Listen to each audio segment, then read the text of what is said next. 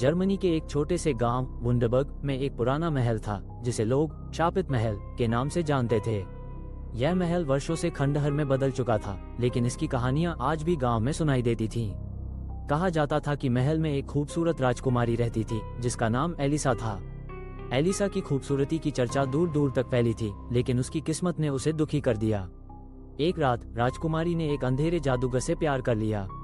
जादूगर ने उसे अपने जादू से फंसा लिया और उसे अपने जादुई जाल में बांध लिया।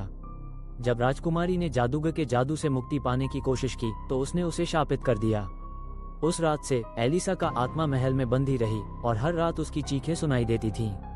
गांव के लोग इस बात से डरे हुए थे कि महल में कोई भी रात बिताने की हिम्मत नहीं कर सकता था। लेकिन एक दिन गांव में एक युवा साहसी लड़का लुकास आया। उसने गांव वालों की कहानियां सुनी और महल में रात बिताने का फैसला किया।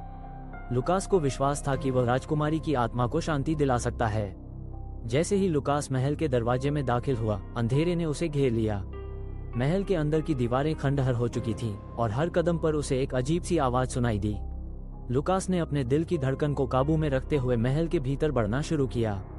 अचानक उसे एक ठंडी हवा का झोंका महसूस हुआ और उसके सामने एक खूबसूरत महिला का चित्र उभरा।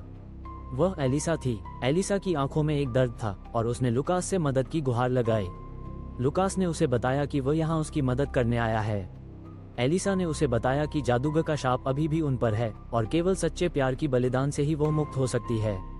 लुकास ने अपनी हिम्मत जुटाई और एलिसा से कहा कि वह उसके लिए कुछ भी करेगा। रात का समय बढ़ने लगा और अचानक महल में अंधेरा और गहरा हो गया। जादूगर का भयानक चेहरा लुकास के सामने प्रकट हुआ। उसने लुकास को चेतावनी दी कि अगर वह एलिसा को मुक्त करना चाहता है तो उसे अपने प्राणों की कीमत चुकानी होगी।